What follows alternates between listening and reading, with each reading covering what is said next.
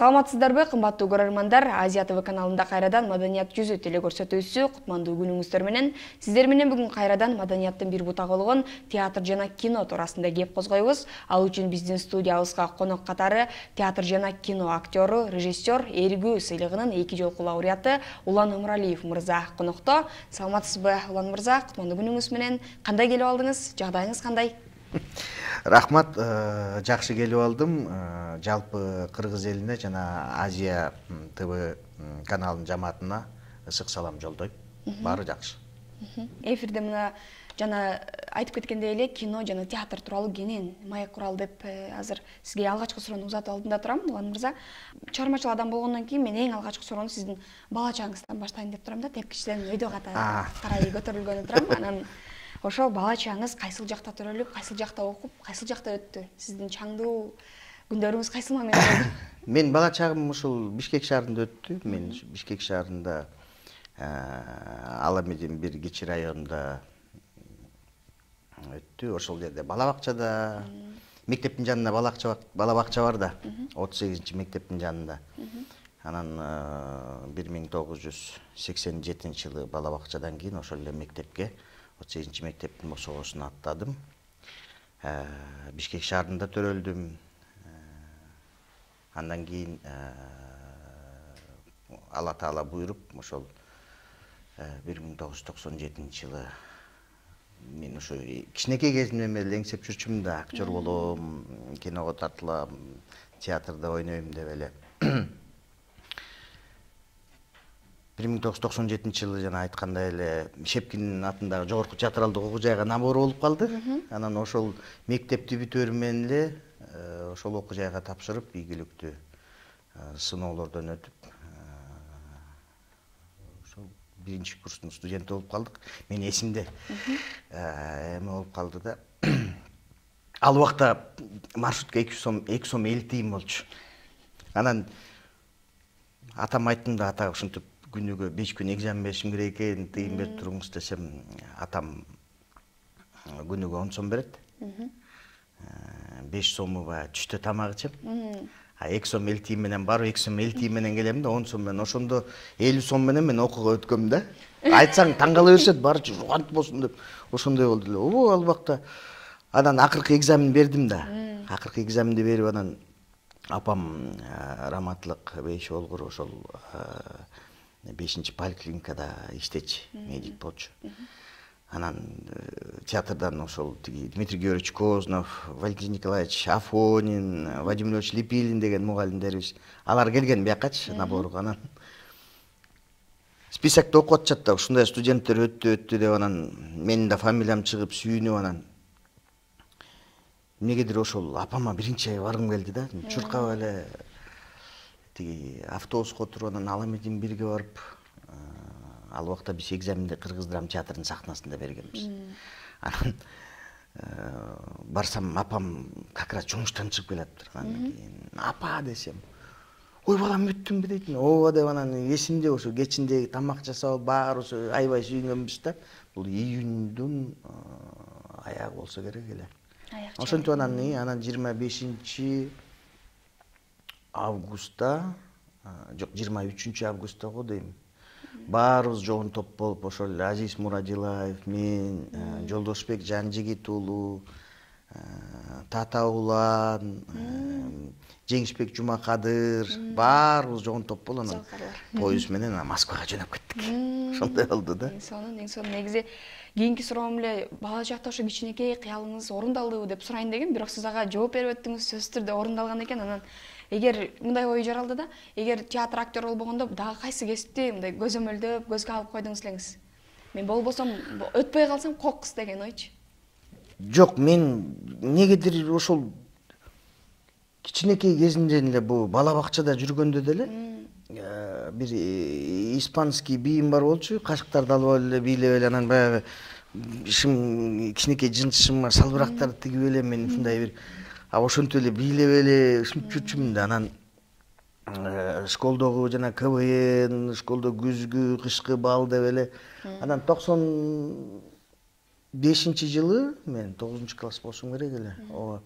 Манастын 1000 жылдыгы эме болуп калды, белгилениптчи. аябай чоң масштабтуу проект болгон Кыргыз Республикасында. Ошондо школдун атынан Семетейде ойноп калдым. Семетейде ойноп калып, анан ал убакта ошол Кыргыз Республикасынын эл артисти Дүйшөн Байдыбетов, атам деп койчу элем, келип биз менен репетиция кылып, анан ошол Манастын уулу Семетейден үзүндү коюп, райондук, шаардык, анан республикалык сынакка уже башка артисттер менен ойноп, анан эң мыкты эркектин ролу үчүн деп белег алган эсимде. Анда мындай бир кичинекей диплом, анан аудио кассета. Ал убакта тиги биз магнитофон угуп эле аябай эметип болчу. Анан эсимде ошол тиги пленкасы дагы хромированный металлик деп аябай биз эңсеп жүргөн эме болуп. Анан ошого мен кыргыздын ырларын жастырып эметип, ошондон кийин угуп жүрдүм. Ошол мен эң биринчи сыйлыгым болчу да, 95-жыл.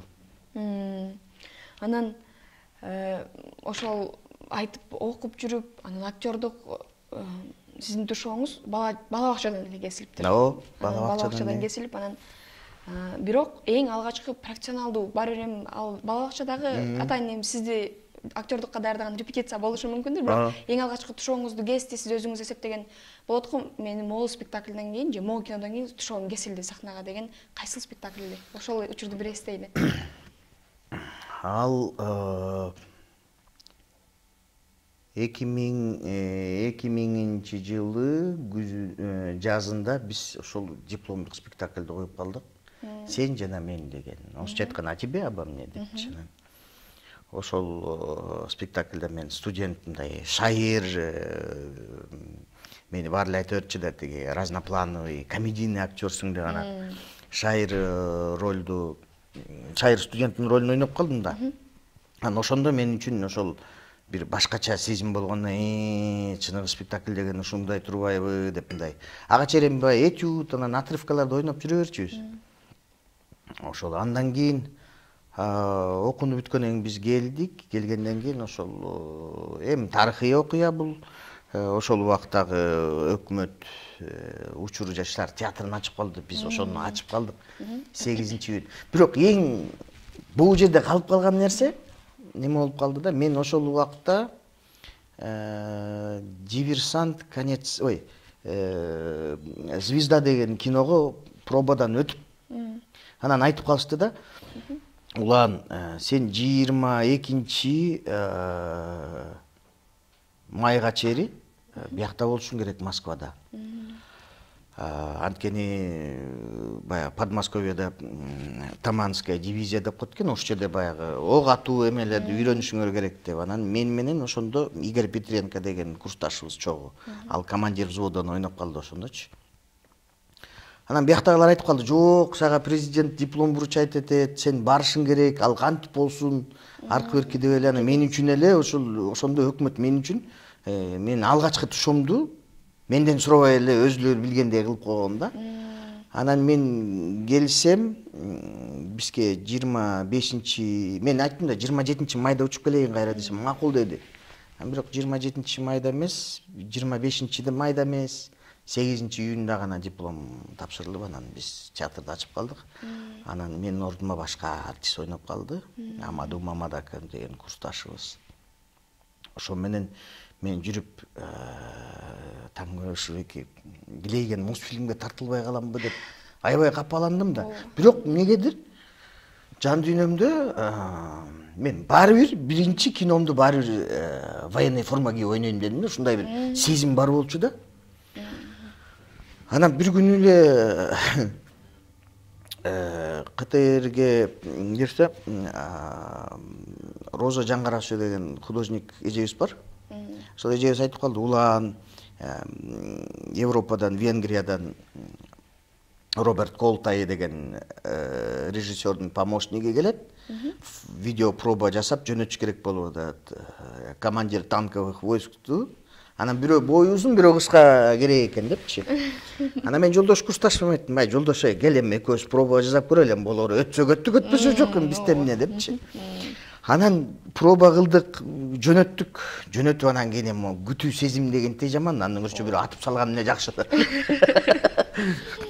Анан күтүп отурабыз, жок, анан бир күн звонить этишти. Өттүңөр, сонун, жакты деп. Анан биз ошол жазында учмакпыз да. Аябай даярданып алганбыз, эми театрдан суранып, спектакльдерге катышпай, өзүбүздү звезда сезипчи. Деп атсак эле съемкабыз күзгө жылды деп калбады. Десек эле кээ бирөөлөр, болду эми силер өтпөй калдыңар деп тамашалашып курсташтарыбыз дагы анан болду, болбой калды го деп ошону менен жүргөнбүз. Анан ошол 2004-жыл күзүндө биз Токмокто бала сагымды коюп калдык. Президенттин катышуусу менен ачылышы болот деп. Анан репетиция кылып атсам эле ошол Токмок маданият бөлүмүнүн эже келип айтты, улан деген сенсиңби дейт. Анан ооба мен десем, сени кыргыз фильмден бери издеп атышат. Жок дегенде эмеңерди, даныйларыңарды таштап кетпейсиңер. Анан ким издеп атат, биз каяктан билебиз. Телефонуңду бер, срочно азыр чалат деди да. Ал убакта деген тиги жаңы телефондор чыгып, тиги эч ким единица деген салып көрсөтөт, ушундай бир эмеси бар эле. Анан телефон номерди берсек эле, анан кийин бир жарым сааттан кийин Венгриядан чалды. Переводчик чалды. Лайош Овари деген продюсер экен. Уланбек, как мы договаривались, аркы берки деп. Мен анан эми ушул мунусунда эч кимге айтпай эле жолдош экөөбүз жүрөбүз күтүпчү.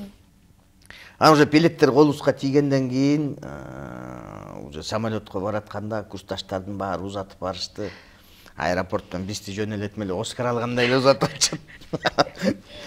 Аябай күлүп жайнап баарыбыз узатып жиберди. Анан ошо менен биз жолдош экөөбүз бир ай тартылып келдик. Ал убакта аябай чоң акча алдык, өзүбүздүн эмгегибиз менен таптык. Көп нерселерибиз менен ошол акча менен көп нерселерибизди бүтүрүп алдык да. Ошо айткандай эле, ошо мындай бир сезим бар болчу да, мен баары бир солдатты ойнойм депчи. Анан эң кызыгы гримеркада отурабыз да. Отурсак эле. Ошол Чачыңарды алганга уруксат бересиңерби деп атпайбы? Ой, айланайын алгыла деп. Лысый кылып эле алып салды, шыпырып эле айланайын күлүп атат жанагы момдой болгон өстүргөн чачтын баары. Ал учурда атайын стиль бар болчу. Атайын биз өстүрүп эле айланайын кел деп эле бир мода чыккан. Анан экөөбүз тең эле тасырайып отуруп эле бири-бирибизди карап күлөбүз. Капкара май бет үстүмө киримдейт да эми танканы ойноп атсак. Ошондо эсимде баягы кечинде тиги главный персонажды күтүп аткан жерибизде биз сарой ырдаганыбыз эсибизде. Тиги режиссер сурап калды да. Тиги эме кайсыл ырды ырдайсың, кыргызча ыр деп, анан экөөбүз тең эле сарой ырдай эле, экөөбүз эле отко эметип алып эле созуп. Ошондой бир кызыктуу күндөр өткөн да. Анан жана айтып кетпедиңизби, ошо көөдөндө баары бир дак калды депчи. Ошо өкмөт менин ордума чечип койду, анан барбай калдым депчи, мен ойношум керек эле депман. Ошол роль менен жууп кеттиби ошо көөдөндөгү кара такты? Же баары деле азыр эстегенде ичиңиз бир баары деле эстегенде ичимде кичине неме калат. Анткени ошол кино менен менин курсташтарым көп кинолорго тартылып, жол ачылып кетти да. Бирок Кудайга шүгүр, ал деле болсо Кудайдын буйругу экен. Андан кийин мен ошол Москвага дагы 2 жолу съемкага барып, «Важнее, чем любовь» деген сериал, Гуськов менен, Алексей Гуськов менен, сыщик Путилин деген, Володя Илин деген актерлор менен тартылып калдым. Анан эмнегедир ушу жакшылык көрөсүң го, жакында дагы бир чоң сериал болот го деп анан Мосфильмдин ичине кетип барсам жазылып туруптур. Кастинг сериала «Диверсант. Конец войны» деп. Анан ичине кирдик, анан ошол эле Табаковдун, Галкиндин сүрөттөр илинип турса чоң сериал экен деп анан аябай аракет кылып, анан как раз сценарий боюнча кыргыздар керек экен. Анан 3 курсташым Москвада болсо, анан үчөөнү тең чалдым. Чалып жолугалы деп барып кастингден өтүп ошондо мен сериал боюнча Сейфуллин деген персонаж экен. Бирок аны Саматов деп оңдошту. Кыргызча болсун деп. Анан бир айдан кийин башталат деген съемка кайра жанагындай болуп, элестен жанагындай болуп атпайбы? Мен минтип калдым, Тангырай ушу баягы Зиздага тартылбай калган үчүн эле жолум ушундай болуп атабы деп, эмне кылсам деп, анан ойлоп баягы жүрөгүм деле коркуп экен да. Ошого өтөрүн өтүп алып анан тартылгым келип атса, улыбатса да ана Вероника деген кастинг директору болчу, чалып калдым. Вероника ушундай, что у нас, как там десе. Уланбек, не беспокойтесь, бизде азыр тиги режиссер алмашып атат деди. Алексей Малюков деген режиссер тартып келе келет. Бактыбызга жараша ошол сериалды Игорь Григорьевич Зайцев азыркы Есенди тарткан, Тоболду тарткан, Чкаловду тарткан киши ошол эмени сериалды тартып калды. Өтө абдан мындай маданияттуу, мындай сүйлөшкөндө да адамды өзүнө тарткан киши экен да. Биринчи жолу таанышып, анан карап эле төртөөбүз келдик, отуруп ушундай бир чоң кабинетте отурабыз, сүйлөшүп. Болду балдар, эметпеле койгула, баштайбыз жакында, эметпегиле деп. Анан ошол эсимде билеттерди да алып беришти. Псков, Ленинград, Польшага чейин барып иштеп тартылып келдик. Галкин менен чогуу жүрдүк. Табаков менен дагы ошол жерде биринчи жолу таанышып, дагы көп актерлор менен, оператору дагы мага аябай, мен кичинекей кезде Согуш жөнү кинону аябай жакшы көрчүмүн да. Согуш жөнү кино десе бүттү, мен эч жака чыкчу эмесмин. Үйдө эле отура берчүмүн. Кээде баягы тамашалап, мен деле үйдө отурсун деле Согуш жөнү кино телевизордо окуп эле бирдемкени карап отура берчүмүн.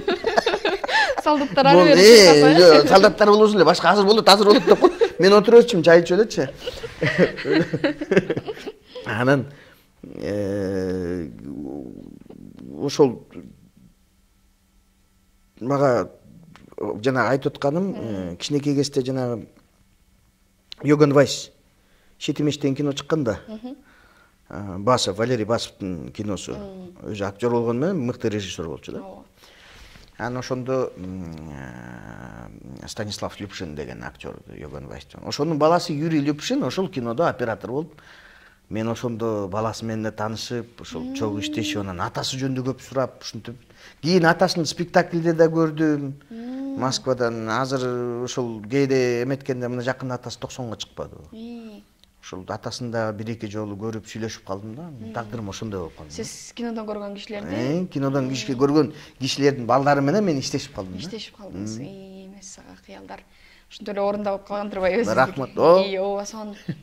Анан дагы жана айтып кетпедиңизби? Ичимден айтып атты бир добуш депчи, ушу болот, сонун болот депчи. Анан чын эле дүн кеттиби ошо кино? Сиздер чыккандан кийин, элге чыккандан кийин? Ооба, маны ОРТден жыл сайын 9-майга ушундай даталуу күндөргө коюп калат. Диверсант конец войны деп баягы сазга чөмгөн жери. Ошол сазга чөмгөн жерин айтып берейинби? Ноябрдын 27-си мен дневникке жазам да, кээдечи өзүм бул даталарды эмне болгон, известный даталарын жазып коем да. 27 ноябрь Псковдо Чермуки беле Чороники деген жерде эмени тартып калдык. Ошол сазга чөңүп эмете турган жеринчи, Саматовдун кинодо. Анан мындай гидрокостюмду кийгизди, сыртынан дагы бир костюмду кийгизип, анан жана военный форманы кийгизип, анан бул жериме жылуу суудан куюп, ичинде жылуу суу болсун депчи. Анан бул эме автомат болсо настоящий эле, просто баягы просверленный деп коет да, атылбайт. Бирок чын эле автомат да. Анан жанагы камуфляждын баары, эменин баары өтүк, ошонун баары оор да. Суу куюп коюп анын. Анан жанагы жерде каскадерлор атайын даярдап коюп, бирок чын эле болотадан тарткандар, бирок каскадерлор даярдаптыр да. Анан мен киргенден кийин жанагы сенин деле чоң аталарың же байкелериң деле меники деле коюп агышкан да, билесиң да, Бүт бар эле. Жанагы резиновый химзащитный костюм бар го? Жамгыр жааганда не болгон? Бирок ошонун жанагы шымы да болот, билесиңби? Серый, ошондой кийгизген да эмен. Аны скотч менен ороп ичиненчи, эмет кирбесин. А ошонун ичине воздух толуп кетип атпайбы? Воздух толуп кетип, мен бутум асманга көтөрүлүп, автомат менен мурдум, бутум момтолот. Каскадерлор секирип кирди. Не болду десем, монун баары воздух толупчу. Анан давай чечкиле дедим. Чечкиле деп, анан чечип, ошол мустак сууга бир 10 мүнөттөй, 15 мүнөттөй даярданып туруп, анан тартылып, ошол бир дубль менен тартылганда. Кудайга шүгүр, тиги кыргыз элибиз таланттуу келет экенбиз. Анан мугалимдериме да рахмат, по правде жизни деп Малый театрдын школасы да биз окуган жерчи. Анан бир дубльдан тартылып анан чыкканда мен эсимде, байкуш тиги Игорь Григорьевич өзү кол чаап рахмат деп ушундай неме болгон да. Ошондой кызыктуу күндөр өткөн. Сонун эң кызык күндөр өттүр. Мисалы, сиз жергиликтүү эмес, ошол чет өлкөнүн сахнасында, чет өлкөнүн кинолорунда жүргөнүңүз аябай сыймыктуу. Негизи чындыгында анан негизи ошол актер адамга деги эле адамдын бүт адам сезимтал сезет бүт баарын. Сизди театр же ошо кино тармагы кандай кабыл алып, көчөдөн көргөндөр таанып, ошондой сезимдер болуп, эң алгач ошо ролуңуздан кийин элдер таанып, эме болгондо кандай чувстволор болду? Сизде сезимдериңиз кандай болду? Жок, мен эми мындай кандай десем, мен мындай ачыгын айтканда эч качан жылдыз оорусунун ооруган эмесмин. Эч качан мындай эми тартылсам тартылдым, ойносом ойнодум. Анан мен мындаймын, мен тигиндеймин деп анан азыр тиги бир кинонун 3 секунддук жерине тартылып алып, анан звезда болуп кетип атышпайбы? Эч кандай андай сезим деле жок. Азыркыга чейин деле ошондой сезими жок эле жүрөбүз биз. Биздин балким курсташтарыбыздын тарбиясы ошондой болгонбу, биз баягы эски мугалимдерден окуп калдык да. Ошолор бизге айтчы, ошо чөптөн ылдый болду. Мен чоң атам деле айтчы. Раматтылык чоң атам деле айтчы, чөптөн ылдый болду деп. Ошондо бийиктиктерге жетесиң депчи. Азыркы күнгө чейин эле мындай андай албетте тиги бир жолу Кыргыз драма театрдан чыгып алып анан Өйдөгөстө кетип бартам да. Өйдөгөстө кетип барсам, машиналар токтогон жер барбы? Ак үйдүн биягында токтоп калып. Площадьта. Одон кетип барсам эле бир киши салам алейкум деп атпайбы? Мен да биздин туугандарыбыз же биз демкебиз го Куда сөкпү не деп саламдашып калсам, сендей адамды бияктан жолуктурууга мүмкүн экен деп атпайбы? Мен болсом мындай, мен эмне болуп кетти деппи? Ой, байке, эмне болду десем, ой, кечээ күнү эле кечинде жанагы Март Ташимович Бажиевдин Окуя деген телепостановкасы болгон да. Ошону көргөм, анан кечээ күнү кечинде эле көрүп, анан бүгүн сени площадьтан жолуктуруп атам деп атпайбы? Анан кетип баратып, бизге эмне болгон деп коюп, анан өзүм деги эле ошондойду чын эле каалабайм. Кийингенде деле мындай кымбат баалуу кийимди деле жактырбайм, мындай. Өзгөчө эл менен чогуу, өзгөчө эле. Ошол сонунда, ошол наоборот эл менен болгон жакшы да. Анан кээде мына мисалы интервью деле беришет да. Анан үнүндө жасалма кылып айланайын бир каяктыр өзү жок болсо да ошол жерде болгондой кылып айтып беришип эле анан. Андан көрөкчү өзүм чын эле неме айткан, сен неме болбосоң дагы бирөө сени карап турган бирөө бар да.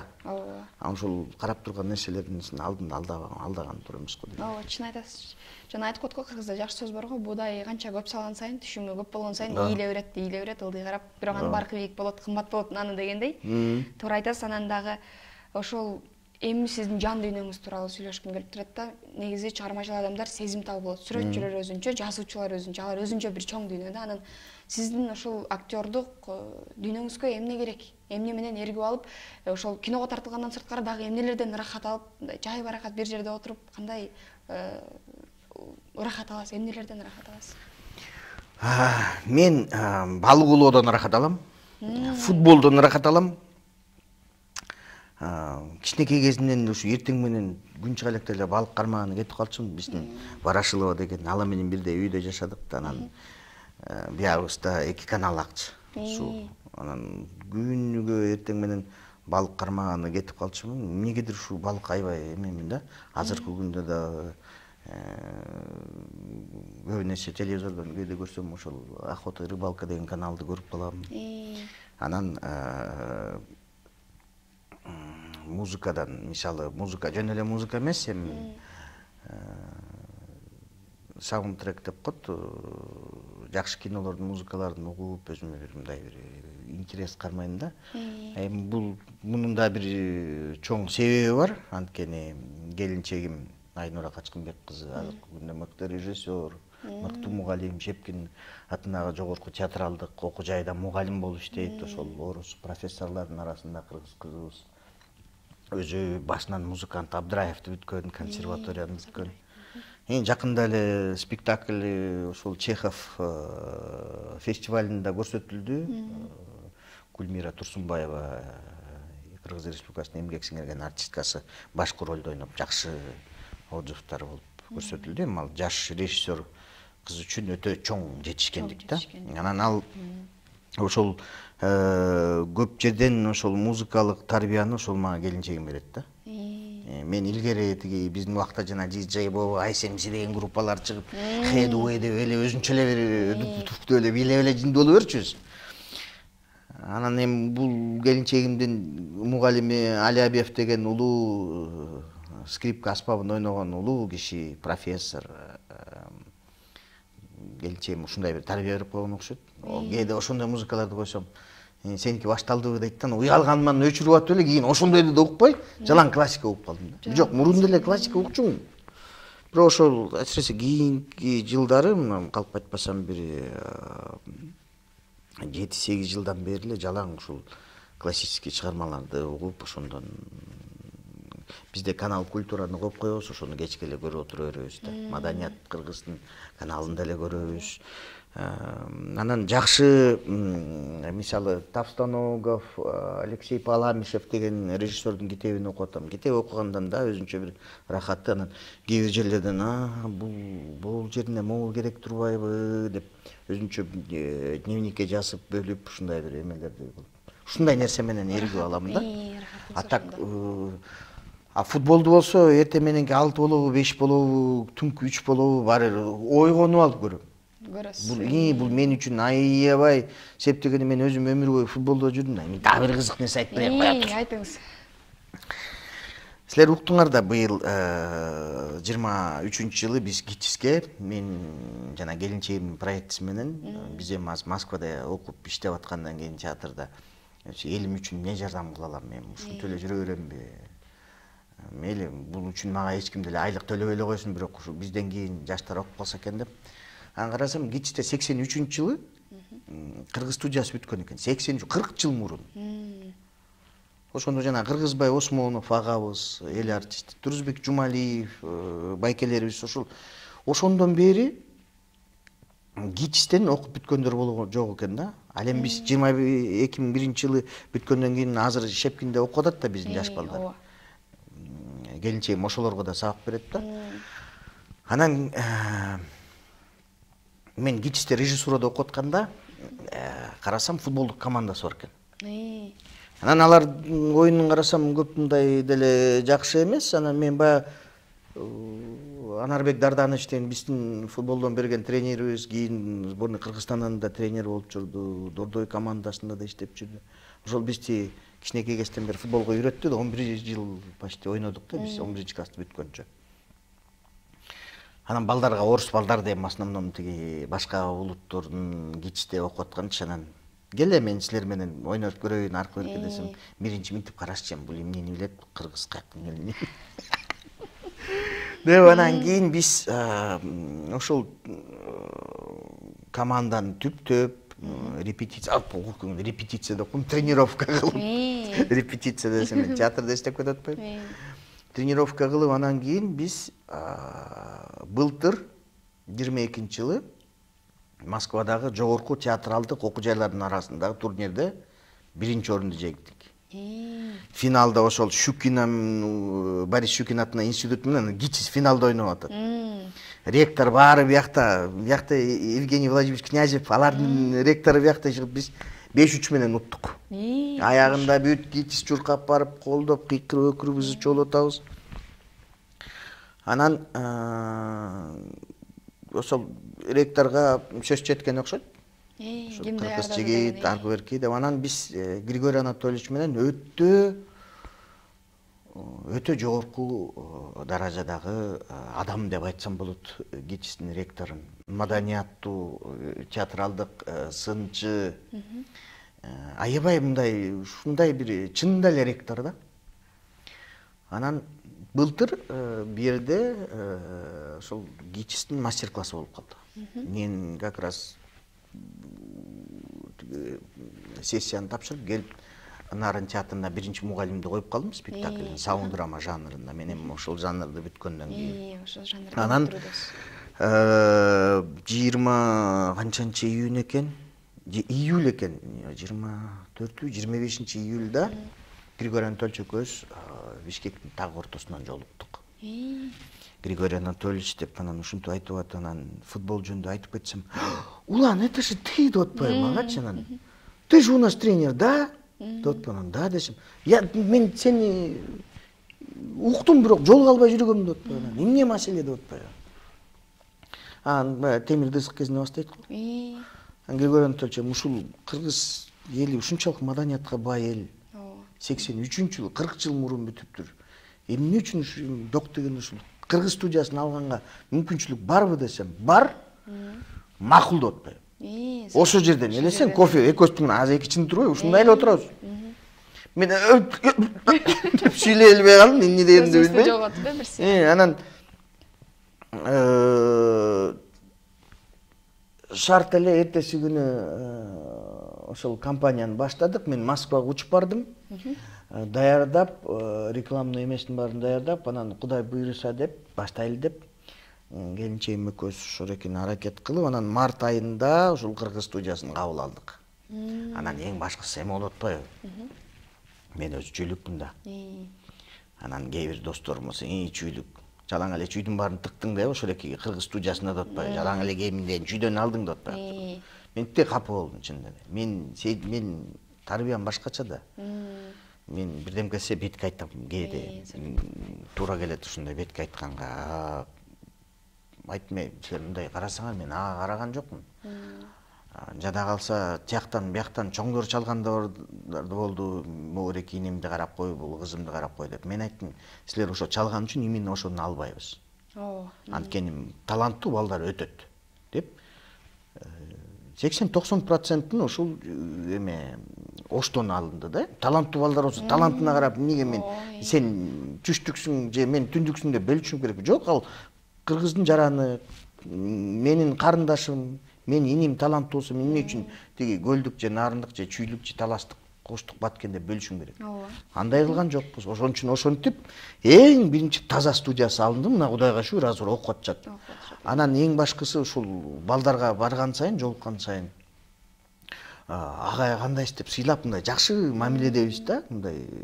Анткени бирөөнүн көзү жанып турса, окугусу келип, сен жардам берсең, действительно мындай бир кандайдыр өзүңө бир жылуу сезимдер калат экен да. Ыраазычылык сезими. Мына азыркы күндө дагы, мына азыр Щукин жогорку театралдык окуя, бул келинчек экөөбүздүн экинчи проектибиз. Жана финалдык оюндан кийин ушу ректорго жолуксам, мени деле жаман көрөт болчу деп ойлочумун да. Щукин менен эми ойноп атсаң, анан унутуп атсаң. Анан Евгений Владимирович менен жолукканда эле айттым, Евгений Владимирович, биз тарых жаратып көрөлүбү дедим да. Анан эми элесең, мен жөнөкөй какой-то бир кыргыздын актеру, Шекпинди ГИТИСти бүтүп аткан. Анан Глейген Вахтангов театрынын тиги алдындагы театралдык окуу жайдын ректору, народный артист, мастер сценага мен киммин, эч ким деле эмесмин да, чынын айтканда. Бирок мындай бир нерсени баалай билиш керек экен. Бул адамдын канчалык бийик болгон сайын ошончолук жөнөкөйлүгү, ушул Щукиндин ректорунчу ушунчалык сыпайы жөнөкөй адам экен. Тарых жараткыңыз келеби десем, анан кийин ооба, мен уктум, сен мен тиги проректорго айткан экенсиң жолугушуу боюнча, кыргыз студиясын алуу боюнча, ошону сени саат 4-кө чакырганым ошол болду деди да. Анан ушундай жакшынакай жастаркан жайып койгон экен. Анан экөөбүз кабинеттен жолугуп отуруп, анан айттым, мен кыргыз театр өнөрүндө бир да жолу Вахтанговдун Щукин театралдык окуу жайын бүткөн бир да актер жок деди. Таң калып атпайбы? Кандай жок депчи. Чында эле бизде Шепкин, ГИТИС, Алмата, Ташкент, анан өзүбүздүк болду ушул эле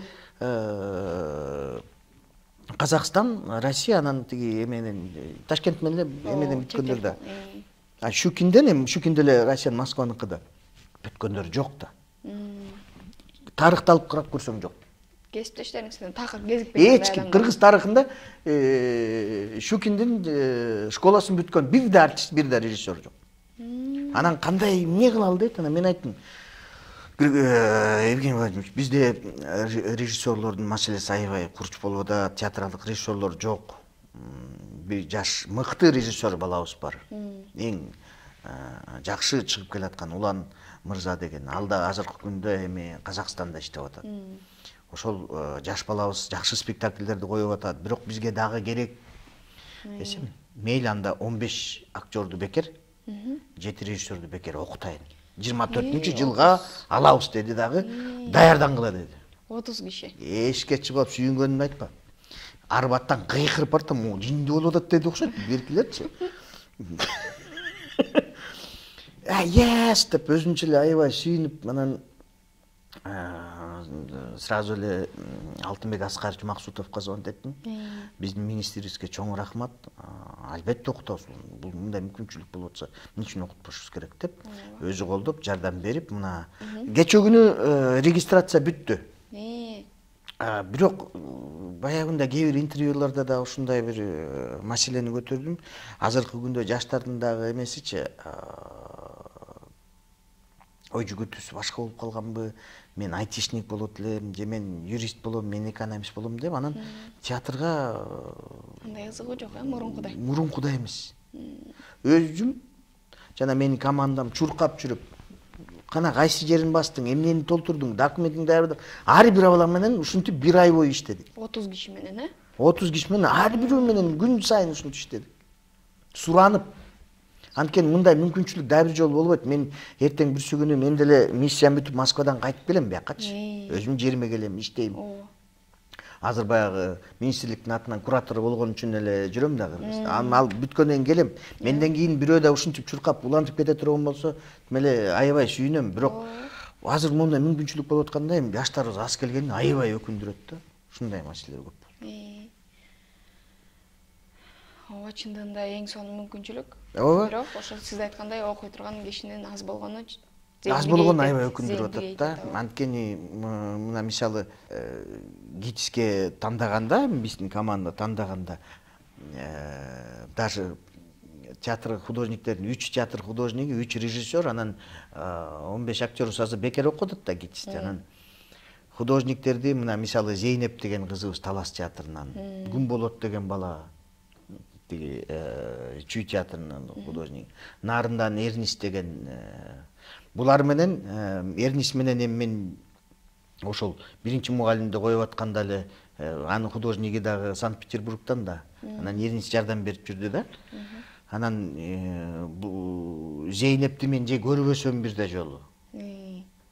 Анан Күнболотту деле тааныбайм. Ай, келгиле окугула деп булар тапшырды. Актерлорду дагы же болочок актерлорду бирөөсүн да тааныбасам, көрбөсөм. Кудай буйруса, мына могу Щукин ага дагы ошондой таланттуу жаш улан кыздарыбыз тапшырган жатышат. Булар 16-17 январда Москвадан Олег Николаевич Пышненко өзү учуп келет. Кабыл алган. 2024-жылдын январында буйрса. Мыкты. Анан Улан мырза айтып кеттиңиз, ошо жана эле мен сураган жокмун, бирок сиз ошол жерге мисалы музыканы аралаштырып, анан ушу жубайыңыз тууралуу да кеп козголуп кетти. Ошондон кийин суроо берейин дегем, үй бүлөңүз тууралуу да кыскача айтып кетиңиз. Канча балаңыз бар, канча баланы тарбияладыңыздар, анан кайсы жактан, кандай таанышып калдыңыздар? Ошол жөнүндө кичине айтып кетесизби? Келинчегим экөөбүз 2006-жылы свадьбадан таанышып калдык. Ырыскелди Осмонкулов байкебиз менен чогуу мен анда той алып барып, анан жөн эле жүр бүгүн тиги Аида Ташыбаеванын энеси үйлөнүп атат, барып келели деди. Анан тойго барып анан ошол жерден көрүп анан жакшынакай татынакай кыз жүрөт, анан кийин чоң кыз тааныша албайлы дедим да. Мени карап эле анан ары басып кетип калды да. Анан кайра бардым, чоң кыз телефонуңуз барбы депчи. Десем, менден телефон жок деп атпайбы. Мейлдеп анан эмнегедир ушу бир Айнурага мен бир мындай башкача сезим болду да ошондочу. Анан той бүттү, тарап кеттик. Анан эми кыз каяктан табам болдук, каяктан табам деп жүрсөм эле, көрсө ошол маалда бул уже баягы Абдраеваны бүтүп, консерваторияны бүтүп, анан параллельно еще Кыргыз драма театрында училищеде окуп атты да. А мен как раз бир комиссия болуп бирдемке болуп барып калгам. Драма театрга. Драма театрга. Анан лестницадан чыгып барсам турат. Саламатсызбы десем, саламатчы. Биякта окуп атасың десем, ооба деп. Анан ошо менен уланып эле, таанышып эле, дос болуп, анан достук бир сезимге айланып, ошентип анан биз 2012-жылы 6 жыл 6 жыл тааныш болуп, жүрүп, сүйлөшүп, жүрүп, анан чын эле мен сени сүйөткөн, сен мени сүйөткөнсүң деп, анан болду, эми ушул жерден токтотолу, уже 6 жыл болуп кетти. Бирөө айткандай болду, ушул жерден токтотолу, ар жагын бузуп алабыз дегендей. Бектен Алдылаев агайыбыздын ушундай сөзү болчу да. Болду, токтот, алдап же бирдемке деп атсаң эле. Болду, токтот, ар жагын бузуп аласың депчи. Келинчегиме айтып атпайм. Болду, эми 6 жыл болду, ушул жерден токтотол, ар жагын бузуп алып деп үйлөнөлү дедим да. Анан жакшынакай той бердик. Театрда кесиптештерибиз баардыгы келди, баардыгы куттуктады. Ошо менен 2012-жылдан бери ортодо бир балабыз бар, Арун деген. Аныбыз 3-класс болуп калды. Анан быйыл спектакль коюп атсам, ал дагы жаныбызда жүрөт да. Дайым эле спектакль же бирдем коюп койсоң жаныбызда жүрөт да. Аныкы дагы баягы мындай актерский, режиссерский началосы бар да. Анан эмне болосуң десем эле, мен режиссер болом деп коюлуп жүрөт азыр делечи. Билбейм, эми Кудай буйруса, мен бул мындай бол, тигиндей бол деп айтпайм эч качан. Өзүнүн эмесин тандасын. Балким ал режиссер эмес, балким ал актер эмес, балким башка жагына таланты. Бирок көргөндүн баары эле айланайын, сени башка уруп эле кичинекей кезиң го деп эле ушинтип беришет. Сизди кичинекей кезде көргөндөн баары? Жок, баары ошо кичинекей кезимде көрүп калгандар. Бул балам делечи, ойногондо кичинекей кезинде, силер машинеге отуруп атасыңар да, анан эшигин ачып коесуңар да, анан мен оталдырып коем да, анан бияктан силер деген пип деп коесуңар деп ушинтип ойнойт да. Ушинтип ойнотчу да кичинекей кезинде. Анан айылда барганда тиги ошентип ойноп атпай булчу, ойноп атса тиги айылда жеңемдер бар да. Возрастка келип калган жеңемдер. Айтат ба, айланайын, уланда монту ойнопчу десе, мен да таң калып, койчу жеңе десем, ооба сен ушинтип баарыбызды отургузуп алып, тиги водовоз келатат да, анан суу эметесиңер депчи. Анткени мен 3 жашыма чейин, 4 жашыма чейин эмеде чоңоюп калдым да, айылдачы. Кайсы айылда чоңоюп калдыңыз? Эме тиги Кеминдеги Алмалуу деген айылда. Борду, Алмалуу, Комсомолду. Анан ошентип неметип калышат да. Бирок мен балама сен мындай бол, тигиндей бол, өзүнүн каалаган кесибин тандасын. Анткени мисалы көп эле жерде мен тууп калам да, көп жерде баягы гастролдо, көп жерде съемкада болуп калдык. Анан карап турсаң бир байкелер, жейжелер, карындаштар шаңдуу мындай бир душа компания деп коет да. Анан кийин баары тең эле минтип айтып калганын угуп каласың да, мен ушундай актер болгум келчү эле, анан мени үйдөгүлөр эмне кыласың аны деп мындай шагын сындырып койгон күндөр болду депчи. Анан мен ойлойм, ошол баланы кандай кесип тандайм десем, мындай ачыш керек экен да. Мен атам менен апама ыраазымын, ошолор мен мектепти бүтө электе эле атам мага айтчы, папамчы. Улан, сен ушул жагың эле бар. Ошол жак сеники деп. Ошол деле сеники ошол жер, башка жактын кереги жок депчи. Мамам болсо ошол сен актер бол, айланайын балам, сен ошондо эме болосуң деп. Бизде үйдө актерлор жок да. 5 бир тууганбыз, эркек кыз жок. Баары эле тамашалап эле, анан 5 өңөр 5 кыз алып келесиңер деп эле ошондой кичинекей. Анысы эле ошондой болду да. тиги байкелерим деле, инилерим деле мындай немеси жок. Бирок кичине мындай актерлук бирдемкелери бар. Биздин баягы тукум күйт деп коет го. Чыгармачылык жакшы жагы. Тетиги чоң апамдын аталары эмелер комуз четкен ушундай кишилер болгон экен да. Эл адамы. Эл адамы болгон экен да. Балким ошондон генетически келгенби деп ойлоп коем. Бирок карасаң тууган ургумда эле актер жок болуп атпайбы? Бирөө айткандай, баары эле сонун депчи тамашалап туугандарым айылда отуруп калсам.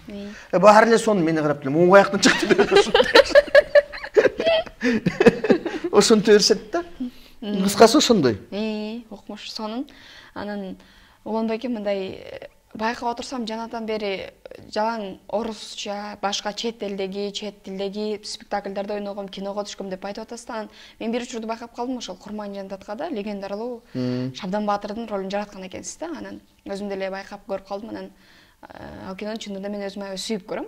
Тарыхый кино катары. Анан кайсыл учур болду? Кайсыл учурда ошол кыргыз киносуна Москвада жүрүп эле кыргыз киносуна аралашып калган учур болду да. Анан буга чейин да айтып кеттиңиз, могу Чыңгыз Айтматовдун спектакльдерин айтып кеттиңиз, башка кыргыз спектакльдерин коюп келгем, ал жака баргам, бул жака баргам деп. Анан ошо басымдуу бөлүгү орус элинде, орус тилинде жүргөнүңүздөн кийин анан кантип бул жака болуп кеттиңиз? Кайсыл учурларда жетишип аттыңыз? Эме негизи изденгенди жакшы көрөм да. Анан бирөө айткандай, улан сен тигил театрда иштедиң, бул театрда иштедиң депчи. Анан эми мындай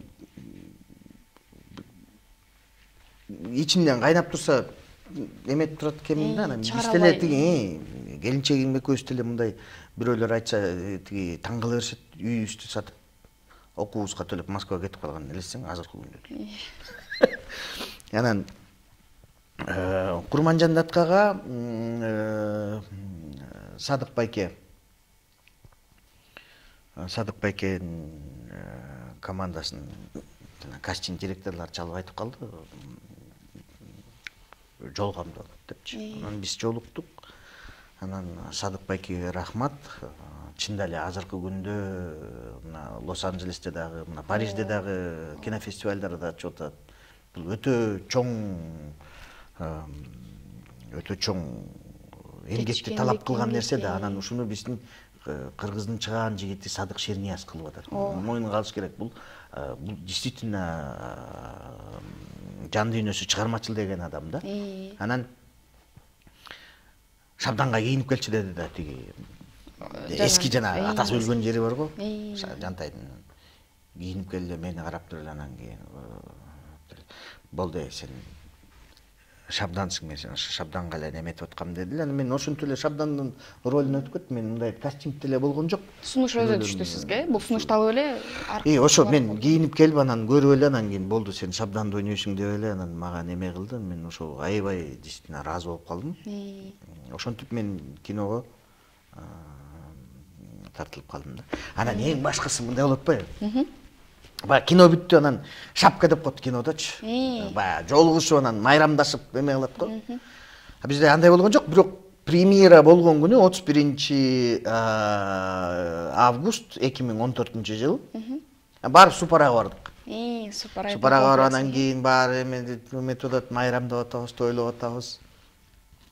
Анан эки ханга сөз берип колу, эки даткаларга деп эле анан кийин не болот деп эле анан раматтылык курсташым Бейши Болгор, Азиз Мурадилаев.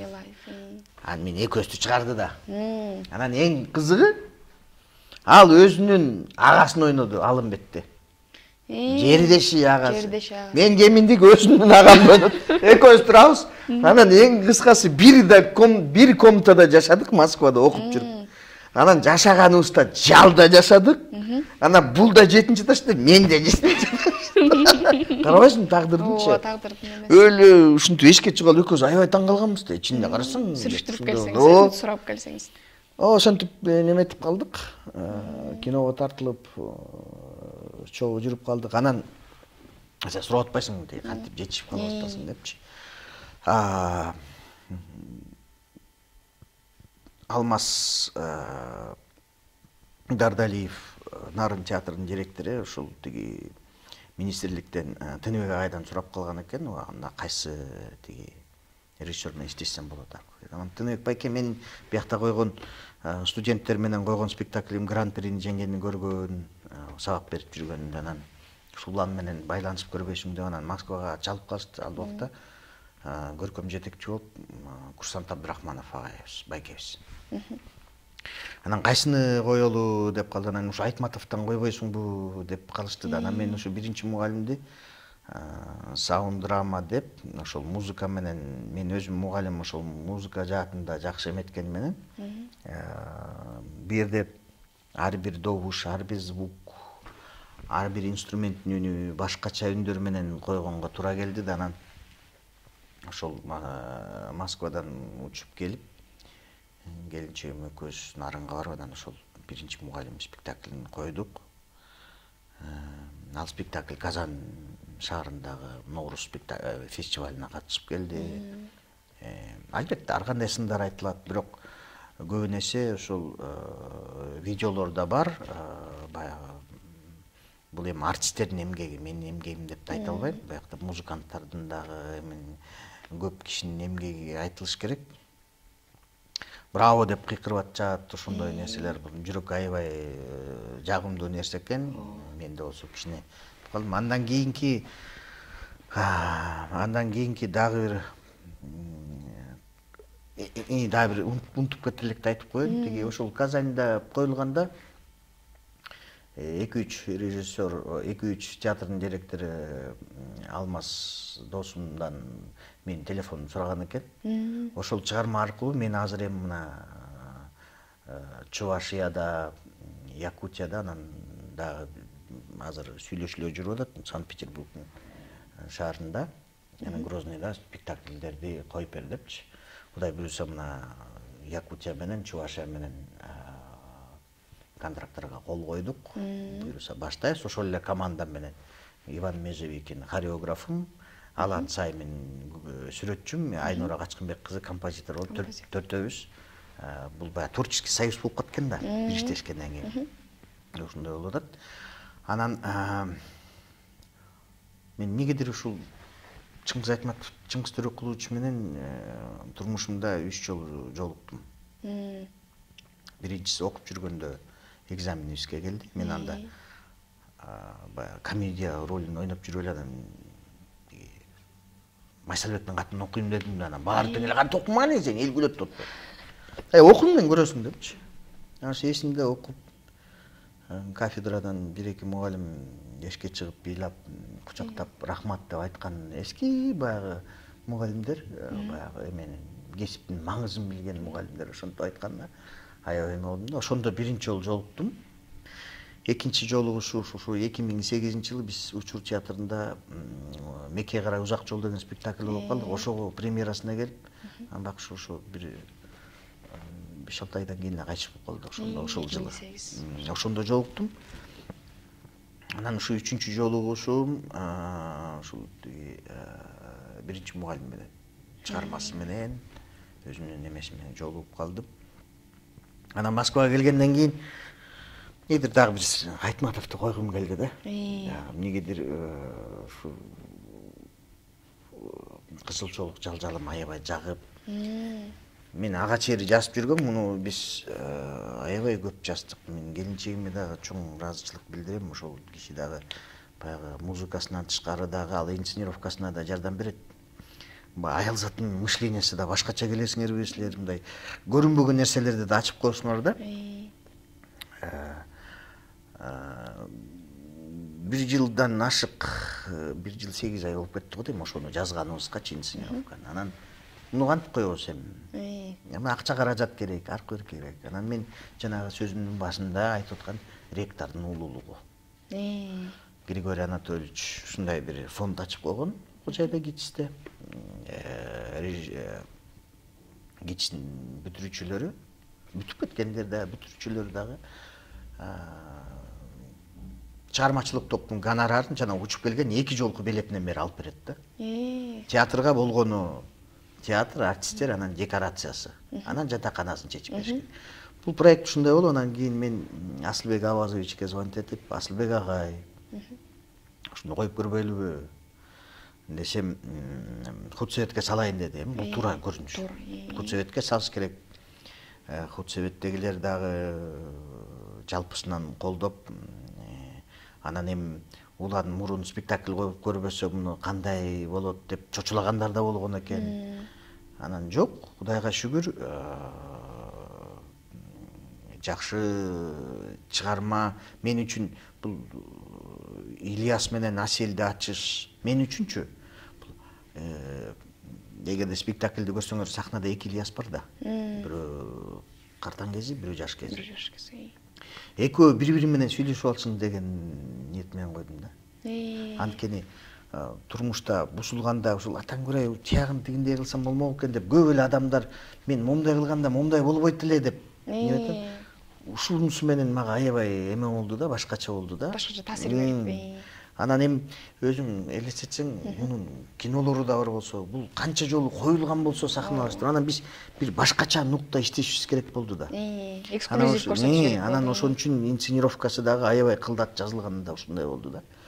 Буюрса премьерасы болду. Мына эртең бүрсү күнү 7 декабрдан 12 декабрга чейин Айтматовдун 95 жылдыгына карата эл аралык театр фестиваль болот. Ошондо 11 декабрда биз 6да ушул Ашу спектаклин ойнойбуз.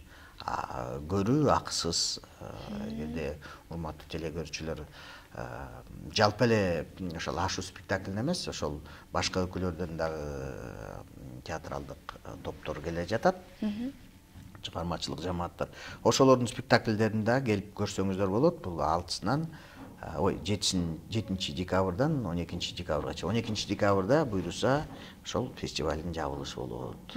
Тиги премьерасында Элдар Чыңгызович өзү келди, сахнага чейин чыгып, ушундай жакшы жылуу мамиледе кабыл алышты. Ошо кыргыз элиме жана Кыргыз драма театрынын жамаатына чоң ыраазычылык билдирет элем. Кудай буйруса, баягы сыртынан көргөн менен иштешкенде мындай биринчи эме болот да, бул кандай иштейт эле, анан көрөлү деп бири-бири сындаган күндөр да болот да, негизичи любой жерде. Любой чагында, кинодо болобу, ар кайчада болобу. Жок, бирок биз бир туугандай эле иштедик. Театрдын ичиндеги жаш артисттерге анан сурап калышат, эмнеге ушу жаштарды алдың, жаштар менен иштештиң депчи. Анткени катан баары жаш кезибизде болот да. Ошондой нерселер көп болду. Жалпысынан жакшы. Кудай буйруса келесиздер да эми. Азия түбүн жалпы жамааты да келиңиздер эми. Сөзсүз түрдө барып. Биз да сынча болуп көрүп, ошол сиздин чыгармачылыгыңызга баа берип келели анда.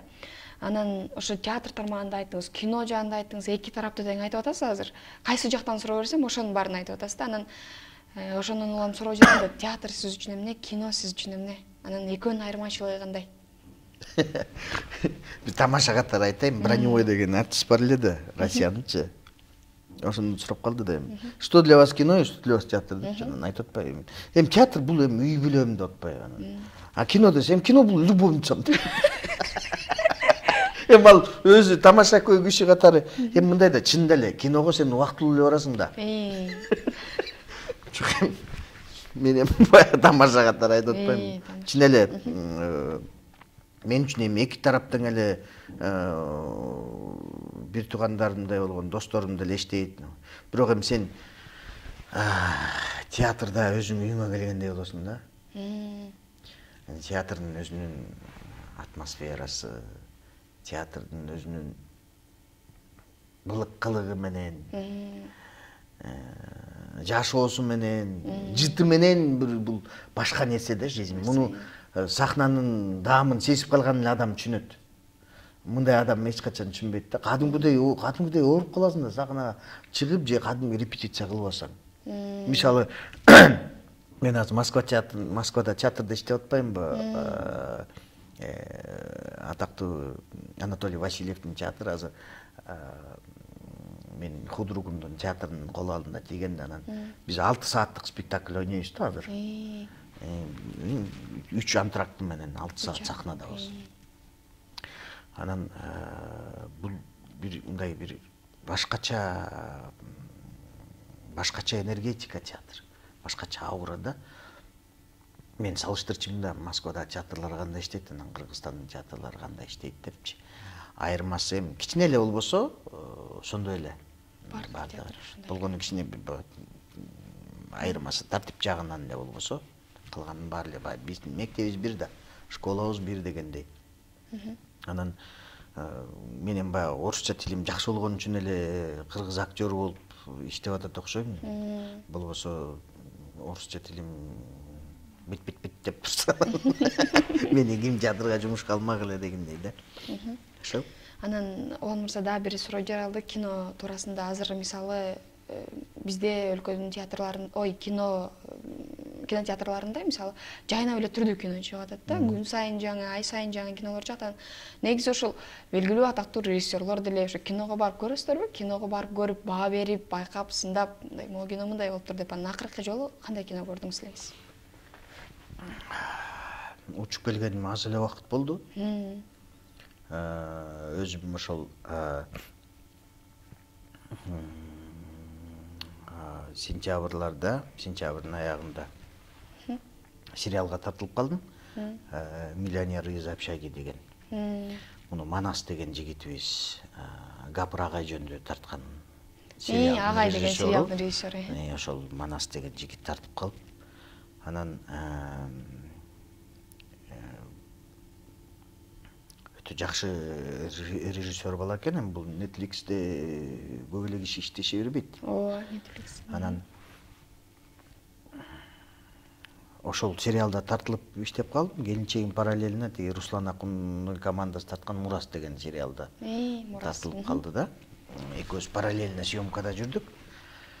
Анан эми акыркы көргөн кинолорум бул жакында көргөн кинолорун жакында могу азыркы кинолордон. Азыркы могу чыгып аткан кинолордон. Үзүндү эле кылып көрбөсөм, мындай көп көрө алган жокмун. Толук башынан аягына чейинчи. Анткени алардын кинолордун баарын тең эле үзүк кылды интернетке чыгарып эле баркын кетиргендей болуп атпайбы? Анын баарын тамашага айландырышып эле, анын артына канча эмгек жатканын деле эл деле билбей эле, анан ошондой болуп калды. Анан эми бирок жакында бизде жакшы кино фестиваль өтпөдү. Чынында эле Актан байке туура эле айтты сахнаданчы. Көптөн бери эңсеп жүргөн фестивалыбыздын арышы кенен болсун депчи. Ал киши да тамаша көйдү, анан баарыбызды тең күлдүрүп эле. Ошол Актан байкенин кинолорун көрүп калам. Аябай жагат мага. Бул эми башка өзү мындай сүрөтчү болгондун киносу аябай кызыктуу да, жагат. Ошол кыскасы ошондой эмет. Эски кинолордон албетте Ак кемени, Саманчын жолун кайра көргүм келет, Саманчын жолун кайра көргүм келет. Гена байке менен сүйдөшүп да калдым, Геннадий Садырович мененчи. Анан Гена байкенин өзү менен дагы жолугушуп жүрдүм. Анын киносуна да тартылдым 2 жолу. Анан ошол каза болгондо мен Москвада болуп калдым да. Аябай эме болдум да, жаман болдум. Жакшы адам эле байкуш, бейиш болуп жаткан жери жайлуу. Анан Саманчынын жолун көргөн себебим өзү да айтып берген, баягы тарта албай коркуп турганда Бакен Кыдыкеева вагондун артына сүйрөп барып, сен режиссерсуңбу, кимсиң деп. Ошондо мен кадимкүдөй менин эле колумдан кишенин колунан чечип салгандай деп айтып берген да. Анткени калтырап тарта албайм дейт, элестең, Бакен эже кадрда дейт да, мен. Анан ал эженин улуулугун карабайсың, чакалып барып тургандан кийин сен режиссерсуң, кимсиң? Тарткының. Коркпогуну. Уруша турган жерден урушкуң, мен баарына даярмын деп, элестең, андай. Ошондо мен монтуп калдым дейт. Андан кийин мен Бакен эже деп кыйкырып. Ошондой улуу кишилер менен жолугушуп сүйлөшүп калганыма өтө сыймыктанам. Баалайм ошол мүнөттөрдү. Ал мүнөттөр кайталангыс мүнөттөр да. Анын баары жан дүйнөмдө калды. Эми Кудай буйруса ошолор көтөрүп кеткен баягы кинонун туу желегин Билетип гана кайра бийик. Кайра жерге чүрбөй ошону улантып кетиш биздин мойнубузда да. Эми Кудай буйруса ошол келе атат. азыркы мында сен туура эле суроо бердиң. Азыркы күндө мисалы кинолор күнүгө эле чыгып атат деп атпайбы? Бул деле баягы закон ченемдүү көрүнүш окшойт. Ушинтип анан илгерилеп баягы эмеден өтүп Электен өтүп анан кийин эме болот деген терең ой бар да. А так биздин кинолор деле аябай жакшы. Мисалы самолеттон кетип баратсам, мисалы Москва Шереметьеванын Аэрофлот менен учсаң, биздин Кыргыздын Разбой деген киносу кадимкидей көрсөң орустун кинолорунун катарында турат, көрүп кете бересиң. Бул деле болсо эми алар деле биздин кино болгон мындай бир сый урматы го дейм, эгерде ошентип Аэрофлотту көрсөтүп атса. Аэрофлотту көрсө, ооба. Эң мыкты деңгээлде ушул суроону эле улай. Ошол мен айта элек деле, мен о заман ошол суроону тарттыңыз да. Бери дегенсипчи, анан ошол кыргыз киносунун келечеги кандай? Сиздин көзүңүздө режиссер катары мына көп жылдык тажрыйбаңыз менен караганда кыргыз киносунун келечеги кандай көрүнөт сизге? Кыргыз киносунун келечеги жакшы эле көрүнөт. Жакшы көрүнөт. Кенен, ооба. Бизде таланттуу режиссерлорду, операторлор дагы тиги художник, актерлор деле көп да аябай. Ооба. Мындай карасаң баары эле чет өлкөдө иштеп атпайбы? Анан эң кызыгы, мен мынтип сурашат да, улаке деп эркелетип айтышат да кээдечи, улаке ушунча билим менен бир нерселерди башкача ойлоп табасың го, эмнеге кино тартпайсың дейт да. Менчи. Мен айта берем, бул тили бөлөк болуп атпайбы дейм да. Албетте мен тартсам тарта алам дедим. Жакшы оператор болсо тарта бересиң. Бирок эми мунун тили бөлөк да. Анан эми баягы кандай десем, баягы фольклорду ырдап атыпчы, комуз менен ырдап атып эле эртеси күнү эстрадага чыкканда башкача да эми. Деген жерде деп турса. Ооба. Ошондой болуп атпайбы? Бизде ошол нерселерди ылгабай эле кээде неметип коюп атпайбызбы? Анан кээде таң калыштуусу, мисалы 17 жаштагы балдар сүйлөшсөң, нет, я режиссер деп, муну үнү да ушинтип калат да. Деп анан 10 күндүк курсту бүткөнбүз деп ушинтип сүйлөшөт да. Ошол жерлерден кичине мынтип түшөсүң, мен өмүр бою 25-30 жылдан бери кино деп, мен да өзүмдү театрал режиссер, кино режиссер деп айта албайм да. Даже театрда жүргөн менен азыркы күндө театр режиссеру деп айта албайм өзүмдүчү, анткени дагы үйрөнүп кое турган нерселер көп. Ооба. Анан ошондой жеңил балдар да бар да арасында. Ошондой балдарга кичине айтарым, бир нерсени үйрөнүп, окуп, анан мындай кандай десем, асмандан эмес, булуттан эмес, эми азыр тиги мындай ылдыйраак чүп эле сүйлөшүп эме кылышса деген мындай акыл кеңеш берет элем да. Анткени 17 жашта вообще режиссура бул менин мугалимдерим туура айткан. Бул возрастной профессия. Анткени сенин мээң менен, жан дүйнөң менен кандай билимиң менен күчтүү болсоң, сахнада актер менен тең тайлаша сүйлөшүп, актерго задача бергенде бул көп эле кишинин колунан келе бербейт. Анткени актер 50%, 100% билсе, сен ушул нерсени бир 300-400% сен билишиң керек да. Алдын ала туура айтып, кээде көрсөтүп берип, жолосо эметип, кареке дамай туура максатты айтыш, бул режиссердун эмеси да. Ошондой нерсени билиш эми 17-18 жашта бала анта албайт да. Мисалы 50 жаштагы народный артист маңдайына туруп калса, бакем бул жерден мынтип көрөлү деп турса, ал байкуш өзүн да кыйнайт, актерду да кыйнайт. Бул жерден ушундай нерсеси бар да, возрастной, муну кичине калыптан келген профессия да. Актер болсоң тартыла бересиң. Бул режиссура өтө башкача дүйнө да. Чындыгында да туура айтасыз. Анан жана сөздүн башында эң алгач сизди тааныштырганда мен деген ошол эргүү сыйлыгынын 2 жолку лауреаты деп тааныштырдым да. Анан сыйлыктарыңыз жөнүндө айтып, ушул менен айтып кетсеңиз, кандай сыйлыктардын ээси болдуңуз? Мына 25-30 жыл театрда эмгектендим дедиңиз. Кандай сыйлыктарды багындырдыңыз? Мен ачык айтканда сыйлыктын атынан кубалаган эмес, менде сыйлык деле жок, болгону ушу эргүү эле бар. Эргүү бар, Кача уже канча киного тартылдым. Кыргыз студиясындагы Москвага алып муну жанталашып спектакльда коюп эметип атабыз. Эч качан менде бирөө айткандай, менде маданияттын мыкты кызматкери да жок, мага ал кереги деле жок. бирөө айткандай берсе берилет, бербесе жок, анан барып ал эми мага бер деп анан бир кой берип же болбосо 10 000 доллар берип антип алган мага эмне кереги бар. Андан көрөкчө сый урмат. Мен кайсы театрга барбайм, мен коллегаларым деле, досторум деле калп айттырбайт. Кайсы театрга барбайм, сый урмат менен босогосун аттап кайра чыгып кетем. Немем деле жок. Анан эми сыйлык айланайын, мен кээ бир кишилерди билем, ошо сыйлык үчүн уктабай калган күндөрү болот. Звонить етіп айтасың, эмне болду мынчалык, сен эмне болду? Мен списоктон чипс алып турган, дегенде болду. Эми чипс алса чипс алды да эмнеси аны. Быйыл болбосо эмдиги жыл аласың. Эмдиги жылкыга чейин эмне болуп кетет, ким билет деп.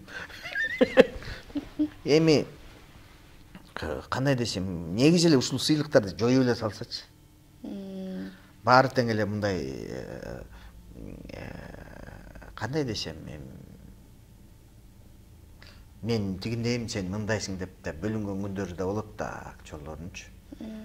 Анан эми кээ бир аттарын айтпай эле коеюн, кээ бир актерлор бар, мен момундай сыйлыгым бар дейт, бирок аны киши тааныбайт. Анан сахнада эмне кылганын да өзү билбейт. Андан көрөкчө жөнөкөй актер болуп, анан эл багындырган жакшы го. Эл билген. Анан эчтеке билбей сыйлык багындырганга карагандачы. Ушундай да. Эми ошол жалпы убакыт деген ушундай Уланбеке учур келет, ушундай кечке маектешип отургум келет, бирок убакыт баары бир чектейт да баарыбызды. Ошон үчүн азыр сизге ошо жалпы кыргыз элине, жалпы кесиптештериңизге, өзүңүз айткандай жана өсүп келаткан урпактарга, болочок режиссерлорго, бүтүп келе жаткан актер, студент бүт баарына ошол жалпы кыргыз жумурай журтуна өзүңүздүн каалоо тилектериңиз болобу, мына алдыда мына дегиче эртең жаңы жыл келет, 2024 алдыда сизди да мына маек учурунда байкадым, мындай алдыда дагы муну менен эле токтоп калбай дагы кыйла ашууларды багындырайын деген оюңуз бар экен. Аябай кубанычтамын, эгер ушундай мыкты режиссерлор, мыкты инсандар боло турган болсо, кыргыз киносунун, кыргыз театрынын келечеги бийикте деп ойлойм. Анан сизге ушул ыраазычылык билдирем. Келип ооруп атсаңыз деле, силерге рахмат. Ушул убактыңызды бөлбөй бизге алтындай убактыңызды аябай келип, ушундай маек куруп бердиңиз. Чын дилимден ыраазычылык билдирем ушу Азия ТВнын жалпы жамаатынан, анан ошол элге жалпы кайрылуу акыркы жыйылтыш сөзүңүздү айтып кетсеңиз. Эми эң башкысы элибизде ынтымак болсун, жакшылык болсун. Улууларды унутпайлы, барктайлы, баягы тарыхыбызды унутпайлы, эң башкысы адам бололу. Чыңгыз Төрөкулович бекеринен жазган эмес да. Адамга күн сайын адам болуу кыйын депчи. Ушул көкүрөгүбүздөгү адам деген касиетибизди бийик көтөрүп жүрөлү. Биз улуу калкпыз. Бизди тилибиз менен эле, дилибиз, каада салтыбыз менен эле дүйнөнү багындырбасак, комузубуз менен, башка эчтекебиз менен багындыра албайбыз. Башканын баарын эле жасап бизге чейин уже куруп койгон. Ошон үчүн ошол баалуулуктарды сактай билели. Баягы түндө шам карамай албай калып, жарык жолуңа жарык чача албасаң, ага түндүн күнөөсү жок да. Ал өзүң күнөөлүсүң. Ошон үчүн үй бүлөңүздөрдө очогуңуздар өчпөй, аманчылыкта бир туугандарыңыздар менен жакшылыкта жүрө бериңиздер. Театр менен кинону сүйүңүздөр, келиңиздер. Ар бир силердин кол чабыңар бул актерлор үчүн дем күч. Илгери театрларга элдер батпай калчу эле, бирок азыркы акыркы күндөрү театрга чында эле кызыгуу көп. Ушул кызыгууну мындан да арттыра бериңиздер. Бар болуңуздар, аман болуңуздар. Буйруса сын алгыдан да, үн алгыдан да, анан театрдан да жолугушуп жүрө берели. Чоң рахмат. Убакыт зымырап учкан куш демекчи, бизге бөлүнгөн убакыт да соңуна келип жетти. Ушул сыяктуу берүүлөрүбүздү биздин Facebook, Instagram, YouTube баракчаларынан көрүүгө мүмкүнчүлүк аласыздар. Ал эми бүгүнкү биздин куттуу студиябыздын коногу театр жана кино актеру, режиссер, Эргүү аталышындагы сыйлыктын 2 жолку лауреаты Улан Умуралиев мырза болду. Ал эми сиздердин кызматыңыздарда мен Жанара Абдуллаева болдум. Келирки чыгарылыштарга чейин сак саламатта туруңуздар.